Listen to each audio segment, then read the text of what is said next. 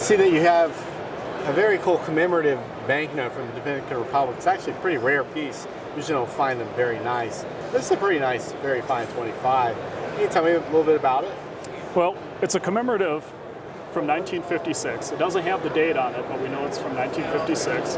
And it's commemorating Trujillo, President Trujillo, who ruled the Dominican Republic from 1930 to 1938, and then from 1942 to 1952. So basically, he was the president for a long period of time, and there are more political things involved there, but in 1956, they commemorate him on this banknote.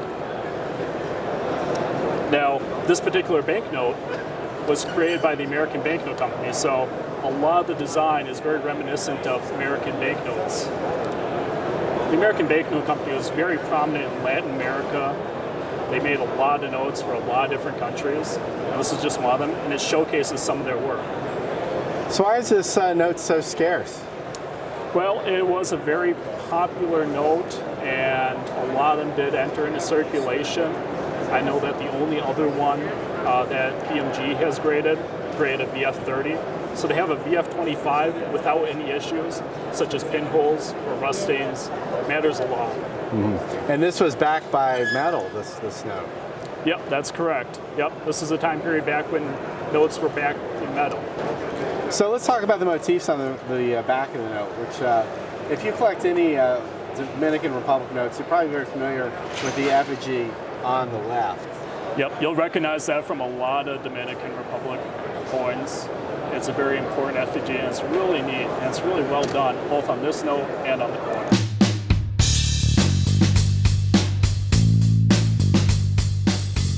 Rick, there's no doubt that you're one of the premier paper money experts in the industry, and I see this this bundle of $25 worth of 1917 notes at your table. I know this has to be something you don't see very often.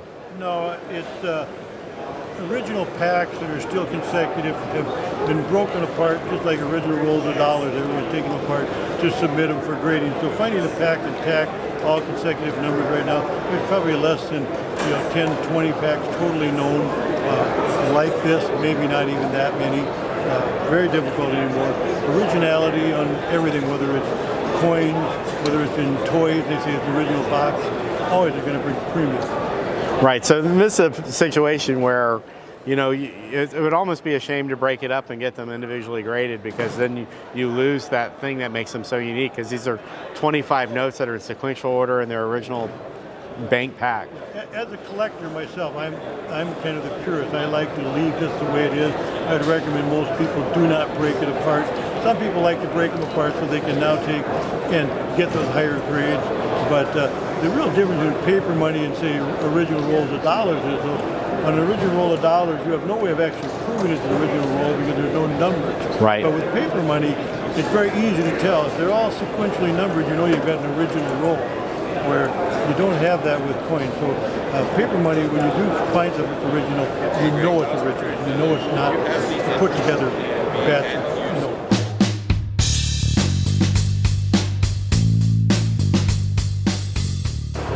I saw what was pretty unusual to my eye. That's a pretty high denomination bill, I think, for Sweden. What can you tell us about it? So today, Holt Paper Money, who specialized in Scandinavian issues like Sweden, Norway, Denmark, Faroe Island, Greenland, want to speak about the 10,000 Swedish crown issued in 1958. It's the high denomination the Scandinavian region had at that time. The entire region, not just Sweden? Not just Sweden, also Denmark and Norway. And that was the highest nomination at the time. It's from Gustav VI medal. Is on the portrait here, a nice piece. It was issued, as I say, in 1958, but it was only out for a short time because it was a high nomination. So it was used for not only bank and banknotes purpose, but also for purpose where deals is black market deals and things like that. So it stayed on the market not very long, a couple of years, and then it was returned to the bank because it was used for other purpose than actually the intention. Right, the Reichsbank wised up.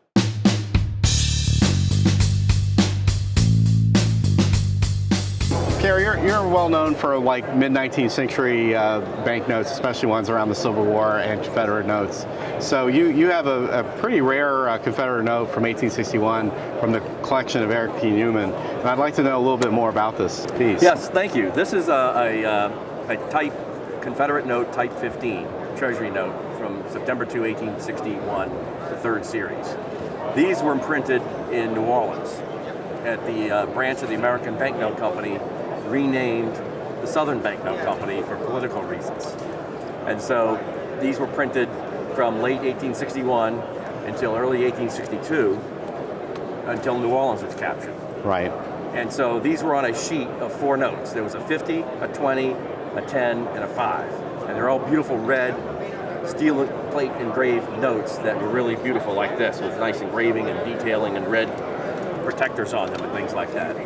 So this is the Type 1550, featuring a train and some of the motifs of liberty and so forth on them that they had back in the period. And here's the red protector with 2 L's that represent Roman numeral 50.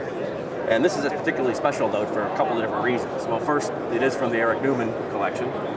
Secondly, it's one of the highest and finest known of this type note. These notes were heavily circulated since it was early in the war. There weren't that many of these printed. I think around 14,000 of these were printed, that's it. Survival rate was probably 3% or so. So that gets you down to, maybe 400 or 500 of these. The vast majority of those would be canceled or cut canceled when they were turned back in to be funded into bonds or new notes. Right, so explain to people who may not be familiar with that process what that means. So the Confederate government had private printers print these notes. This one was printed by the Southern Banknote Company. Right. Then they would ship these to Richmond to be signed and serial numbered and registered in the Register of the Treasury. Right, so these are hand-signed notes. Hand-signed notes. They had basically and serial numbered notes. Women signing them and... Women, wounded soldiers, people, mostly women, would sign these notes as part of the Treasury Bureau. Then these things would then be issued by the government, spent for military supplies, whatever they were spent it on or get into circulation for, and it would then go enter circulation. As they passed new acts of Congress to issue more money, sometimes as you got toward the end of the war, the old money would be taxed out of existence. They wanted to shrink the money supply. So these things would get turned in to a local depository or a local office that exchanged money for bonds or for other notes. Right. And so these would most likely have been turned in for 1864 notes, and then they would put knife cuts in them or put holes in them and stuff. And that's basically what we call cancellations. Right. Those are still collectible and valuable, but they're much better when they're not canceled. Sure.